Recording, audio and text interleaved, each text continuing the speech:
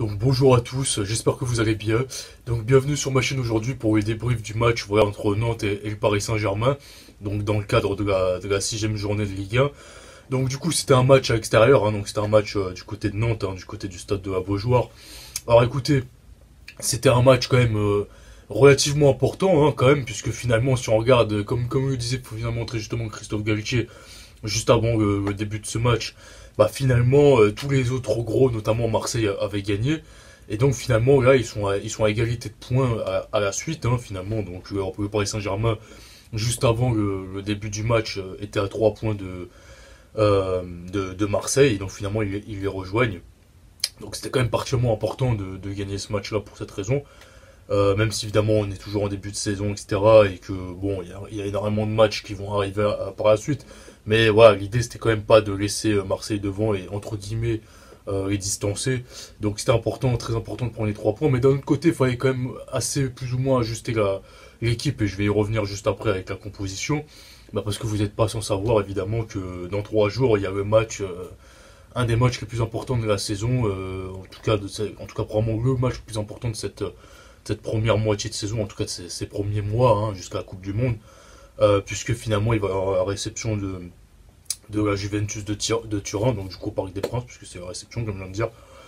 Donc ça va être un match extrêmement important, puisque bon bah c'est à domicile et finalement il faut pas se louper, et on sait que il y a plus de risques finalement de se louper quand on ouvre le bal entre guillemets, hein, que finalement quand on a plusieurs matchs, voilà. Donc quelque part c'était peut-être mieux finalement que le match retour de poule soit à domicile. En l'occurrence, ce sera le match aller et en plus du coup le premier match de poule. Donc il y a plus de risques de se louper dessus. Voilà, mais c'est du coup un match extrêmement important qu'il va pas falloir louper pour le coup pour Paris Saint-Germain. Et du coup, on aurait pu s'attendre à énormément de changements. Et finalement, on en a eu, mais on en a pas non plus tant que ça. Finalement, les seuls changements dont on a eu droit, bah, c'était Sarabia à la place de Neymar, Bernat à la place de Nuno Mendes, et puis Danilo à la place de Sergio Ramos. Et au final, même ça, c'était plus ou moins logique, puisqu'on sait que Ramos, l'année dernière, avec toutes les blessures qu'il a, même si là, pour l'instant, il enchaîne, et on va espérer pour lui que ça soit le cas pendant toute l'année, hein. Mais donc Ramos, quelque part, c'était pas trop une surprise, mais bon, voilà, même les autres, finalement, on pouvait s'y attendre, mais voilà. Donc du coup, finalement, on a bien vu quand même qu'il y avait quand même un écart de niveau assez important par rapport à tous ces joueurs. Bon, ça je ne vous apprends rien évidemment. Mais au final, voilà, ça c'est quand même un match qui s'est plus ou moins bien déroulé pour le Paris Saint-Germain, surtout avec le fait de jeu qui va arriver juste après, et je vais y venir. Bon, voilà, donc j'ai oublié de le préciser en préambule, hein, il me semble, mais voilà, le match a achevé sur le score de 3-0 pour le Paris Saint-Germain. Donc finalement, c'est un match voilà, où il y a eu vraiment un fait de jeu marquant qui a complètement changé la physionomie de ce dernier. C'était à la 24e minute quand Fabio voilà, a fait une vilaine faute sur Vitinha, qui a valu vraiment un carton rouge totalement mérité, hein, voilà, donc il arrivait vraiment en retard sur ce dernier, avec le pied décollé surtout très haut, vraiment au niveau du genou de Vitinha. Donc rien à dire. Carton rouge direct, voilà, donc se sont retrouvés du coup à 10 logiquement. Vitinha, et on va vraiment prier pour que ce soit rien de grave. Pour l'instant, je fais le débrief juste après le match, donc du coup, j'ai pas trop de nouvelles. Mais voilà, on va apparemment de ce qu'on a entendu par rapport à ce qu'ont dit les présentateurs, les commentateurs. Apparemment, c'est pas tant sur le genou où il a reçu le choc qu'il a eu une blessure ou en tout cas une gêne. C'est plus sur l'autre genou finalement avec la reprise du pied en fait. Au moment où ce dernier a repris contact avec le sol en fait. Donc on va espérer qu'il se soit rien fait de grave et qu'il soit présent finalement pour le match face à Juventus, comme je l'ai dit, qui sera un tournant de la saison quand même. Et particulièrement quand on voit son début de saison qui est vraiment excellent. Et on voit que c'est vraiment le métronome au milieu de terrain avec Marco Verratti, donc il a été remplacé par Renato Sanchez, qui a fait quand même vraiment une bonne rentrée. Je l'ai trouvé nettement meilleur, notamment que son match contre Monaco, où il a été vraiment mauvais, hein, on peut le dire. Là, pour le coup, c'était vraiment complètement le contraire. Je l'ai trouvé nettement meilleur, voilà, plus juste dans ses choix, plus propre balle au pied, même plus rapide dans ses transmissions, parce qu'un des problèmes aussi, c'est qu'il avait du mal à vraiment à être rapide dans ses transitions. Il prenait toujours une petite seconde de trop qui permettait aux défenseurs adverses de se replacer, etc. Et là, ça a été nettement mieux. Il a rendu une bien meilleure copie. Et vraiment, j'ai trouvé son match plus que satisfaisant, vraiment. Donc, il faut qu'il continue comme ça. Et je pense que c'était vraiment notamment une question d'adaptation. Donc, je me fais pas trop de soucis pour lui, quoi. Mais donc voilà, à ce moment-là, le score du match était déjà de 1-0, puisqu'à la 18e minute, voilà, sur une remise, vraiment une très bonne remise de Verratti qui a lancé Messi en profondeur. Messi qui a fait un rallye extraordinaire sur, je pense, une bonne vingtaine, trentaine de mètres balle au pied, comme il a souvent l'habitude d'en faire, et quand on connaît sa technique balle au pied, ça, voilà, on sait qu'il peut faire des miracles avec, quoi. Puis après, voilà, il a fait une remise parfaite avec son pied gauche sur l'extérieur vers Mbappé qui s'est pas fait prier pour fusiller Alban Lafont, voilà, donc il a mis une balle vraiment, le ballon vraiment au-dessus de sa tête en plein axe, et finalement bah, le gardien n'a pas pu faire grand chose. Alban Lafont qui a quand même rendu une très bonne copie encore une fois, même s'il a été, je trouve, moins décisif qu'il a pu le faire, il a pu l'être les derniers matchs qu'il a joué contre le Paris Saint-Germain. Mais voilà, on connaît son potentiel qui est extraordinaire. Et franchement, le fait qu'il soit pris que 3 buts, malgré le fait qu'ils aient joué quasiment tout le match à 10 contre 11, et vu la ribambelle d'occasions qu'il a concédé, je trouve son match vraiment très très bon.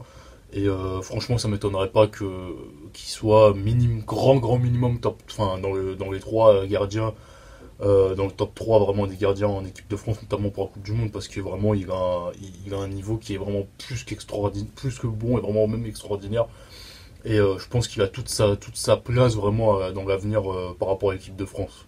Donc voilà, donc après forcément à 10 contre 11, à partir de la 25e minute, ça a été beaucoup plus compliqué voilà, pour Nantes de revenir au score. On savait déjà que finalement c'était quasiment plié, puisqu'ils avaient déjà au moins un but à remonter. Et puis là, avec l'armada offensive en face, en infériorité numérique, on savait que c'était déjà mort pour eux à 99% de certitude. Mais finalement, Nantes qui n'a absolument pas démérité pour moi, parce que déjà pour le coup, ne serait-ce même que jusqu'à finalement l'ouverture du score, là, c'est 18e minute, c'est ça. On a vu, finalement même sur l'ensemble du match, mais on a vu une équipe de Nantes très entreprenante, qui mettait une grosse pression sur l'équipe parisienne avec un très gros pressing très bien coordonné. Et au final, même sur l'ensemble du match, ça a vraiment, tout ce que je viens de dire a vraiment pu se vérifier. Mais finalement, ils les ont vraiment embêtés jusqu'à finalement la sortie, jusqu'à l'infériorité numérique. Et même, j'ai été quand même vraiment assez estomaqué de voir que malgré ça, finalement, même tout le reste du match, avec tout l'impact physique qu'ils ont imprégné dans la rencontre, ils ont vraiment énormément gêné cette équipe parisienne qui probablement aussi a pas forcément poussé au maximum parce qu'évidemment ils étaient quand même voilà quoi, ils étaient quand même à 3 jours d'un match capital en Ligue des Champions. Mais finalement, voilà quoi, il y a eu plein de fois où je me suis dit comment est-ce que c'est possible que le Paris Saint-Germain n'arrive pas à concrétiser leurs occasions alors qu'ils sont en supériorité numérique, mais parce que finalement on a eu une équipe de Nantes en face qui a vraiment joué toute la carte qu'ils avaient entre les mains. Et vraiment, ils n'ont pas laissé les moindres espaces qui pouvaient vraiment bloquer, ils l'ont fait.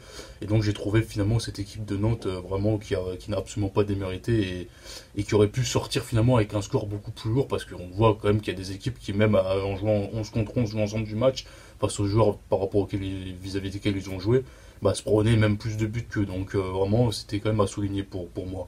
Et donc finalement le deuxième but qui arrivait à la 54e minute, donc voilà c'est Mbappé hein, finalement qui a été lancé vraiment parfaitement dans la profondeur par Verratti finalement un peu à l'instar du premier but, qui a fait une remise vraiment dans l'axe pour Messi qui a dans un premier temps raté son contrôle, mais après il s'est bien repris et puis il a refait du coup une autre remise pour Mbappé vraiment dans la boîte et du coup Mbappé du pied a fusillé une nouvelle fois Alban Lafont. Donc du coup pour que ça fasse un doublé de buts pour Mbappé sur un doublé de passes décisives pour Messi. Et au final Messi qu'on a vu qui a énormément tenté également en deuxième mi-temps, mais il a été beaucoup plus brouillon qu'en première. C'est-à-dire que son implication et son apport vraiment balle au pied a été plus ou moins le même, mais accompagné beaucoup plus de déchets qu'en première mi-temps, notamment je pense pour une question probablement athlétique, hein, etc. Voilà, on se faisait même la réflexion avec mon père et tout, parce que finalement, on voit que finalement le championnat français, c'est probablement même des 5 championnats le plus physique, des 5 grands championnats, et il est excessivement plus qu'en Espagne, parce qu'au final, le nombre d'occasions qu'il a raté, alors je cherche pas d'excuses encore une fois, mais parce que finalement les défenseurs en France sont extrêmement rugueux physiquement, bah il a perdu un nombre de ballons incalculable, aussi parce qu'évidemment il a énormément perdu en vivacité et en vitesse, hein, notamment dû à l'âge, et que du coup, voilà, tout ça c'était des occasions qui transformaient du côté de Barcelone, et que du coup en deuxième période il a eu énormément de mal à concrétiser. beaucoup plus qu'à son accoutumée, quoi. Mais on voyait que quand même c'était déjà plus ou moins le cas déjà vers ces dernières années à Barcelone, donc c'est pas uniquement ça, mais ça y contribue quand même énormément. Et donc bah finalement le troisième et dernier but de la partie arrivé à la 68e minute, hein. Donc voilà, c'était Hakimi qui voilà, décalé par Sarabia a fait finalement un centre raté vraiment dans la boîte, hein. Et Neymar voilà, en retrait du coup. Et Neymar ouais, qui a tapé sur le poteau, et puis ouais, il y a Nuno Mendes qui a bien repris finalement derrière, qui a bien suivi, qui a une nouvelle fois fustigé Albon Lafont, si on peut dire ça, parce qu'Albon Lafont, encore une fois, a rendu une très bonne copie, comme je l'ai dit juste avant. Ça m'a un peu perturbé quand même quand il a marqué ce but, parce qu'il avait quasiment exactement la même occasion quelques minutes plus tôt sur une passe de Messi, et il l'a mise en plein sur le gardien. Voilà, et au final, s'il avait mis l'occasion juste avant, voilà, plus de celle-ci, ça aurait fait un triplé de passes décisives pour Messi. Bon, enfin, bref, c'est un détail évidemment. Voilà, donc du coup, le Paris Saint-Germain s'est imposé sur un score de 3-0. Bon, après, évidemment, c'est pas extrêmement représentatif par rapport à ce que vous avez compris, hein, par rapport au fait que voilà, qu'ils étaient en supériorité numérique pendant 65 minutes, hein, donc c'est-à-dire quasiment l'intégralité du match. Et finalement, comme je disais tout à l'heure, vu le nombre d'occasions, vu le pressing qui arrivait à mettre Nantes, alors même si encore une fois le PSG était pas trop impliqué à fond et tout, et qu'il y avait quand même pas mal de turnover par rapport à Nantes qui évidemment a dû préparer ce match depuis des semaines, etc. Bah, j'ai trouvé quand même qu'il y avait encore quelques petites failles, notamment en défensive, et c'est pas forcément, ça présage pas forcément des ultra bonnes choses. Alors je pense que contre la Juventus, qui est quand même une Juventus qui est pas la grande Juventus, etc., qui a fini quatrième de série l'année dernière, il devrait pas y avoir trop de soucis s'ils jouent à leur maximum. Mais je pense quand même que d'ici février, en plus avec la Coupe du Monde entre temps qui va un peu tout chambouler, va quand même falloir régler ces petits soucis parce que contre finalement des grosses écuries comme le Bayern ou Manchester City ou ce genre de trucs, ça risque d'être payé un peu plus cash. Après, ça veut pas dire que ça aura des conséquences dramatiques non plus, mais voilà, finalement, on se disait l'année dernière que Ramos, que vu qu'il était pas là, c'était déjà, finalement, même la défense l'année dernière sans Ramos paraissait beaucoup plus sereine, beaucoup plus solide que finalement, même cette année avec Ramos, avec une défense à 3. Donc voilà, alors je pense que aussi c'est en grande partie lié parce que finalement au match contre le Real, parce qu'on se rend compte que depuis ce match-là, notamment Marquinhos avec ses boulettes dégage un très grand manque de sérénité par rapport à avant. Et même Kimpembe, je le trouve un peu moins incisif dans ses interventions, même si je l'ai trouvé quand même vraiment propre aujourd'hui. On a fait quand même beaucoup de très grande qualité, mais finalement ça on le connaît par rapport à son niveau depuis pas mal d'années, quoi. Bref, donc du coup, voilà, c'est encore une fois pas très représentatif, mais évidemment ça fait les 3 points, c'est le plus important, avec un gros score, sans prendre de but malgré tout, mais encore heureux vu qu'ils étaient en supériorité. Mais voilà, donc du coup le gros premier test de la saison, ça va arriver très incessamment sous peu, hein, face à la Juventus, et là on pourra quand même tirer un peu plus de conclusions par rapport à tous ces éléments qu'on aborde depuis pas mal de temps. Et ça sera très bien comme ça, et ça va être très important de commencer vraiment sur les chapeaux de roue, parce que là, comme je disais, ils jouent le plus gros favori avec eux, même si attention, Benfica, encore une fois, je le répète par rapport à ce que je disais depuis pas mal de temps, parce que beaucoup de personnes les sous-estiment, mais c'est une équipe vraiment qu'il faut pas sous-estimer, parce qu'ils s'extirpent très régulièrement des phases de poule. Et voilà, et puis en plus au Parc des Princes et tout, et puis il faut pas faire de mauvais pas dès le départ, comme l'année dernière où ils avaient fait un match nul contre Bruges, parce qu'on voit que ça peut coûter ne serait-ce que la première place, parce que si ne serait-ce qu'ils avaient gagné ce match-là, mathématiquement en tout cas, ils auraient fini premier de leur poule, même si évidemment, faut pas non plus oublier que Manchester City a fait un match nul également.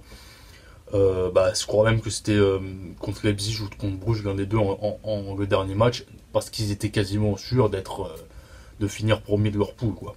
Enfin bref, mais c'est pas une raison, il faut absolument gagner ce match, c'est très important. Donc je vous remercie en tout cas d'avoir regardé cette vidéo, et je vous dis à très bientôt pour la prochaine. Donc du coup ça sera vraisemblablement, il y aura probablement un avant-match pour ce match-là. Ça sera mon premier avant-match normalement parce que c'est un match quand même qui me tient énormément à cœur. Là pour le coup il y aura davantage de trucs à dire que par rapport à des matchs de Liga. Et puis on aura peut-être un également pour le match du Barça. Et puis en plus là pour le coup ça tombera pas en même temps pour la première fois finalement. Et j'espérais enfin ce truc-là parce que j'attendais ça depuis beaucoup plus tôt. Finalement le Barça qui a encore joué, il me semble qu'ils ont gagné. Donc voilà, je vous remercie en tout cas encore une fois et je vous dis à très bientôt pour tout ça. J'ai super hâte que cette fameuse Ligue des Champions reprenne. Elle revient beaucoup plus tôt que d'habitude évidemment. Par rapport à la Coupe du Monde, tout a été décalé d'un mois et moi j'en suis le plus heureux parce que plus il y a de foot, mieux je suis. Ouais, je pense que je suis pas le seul dans ce cas de figure. Je pense qu'il y en a beaucoup d'entre vous qui êtes dans le même cas. Bref, donc à très bientôt pour tout ça et je vous remercie une troisième fois d'avoir regardé cette vidéo. Salut.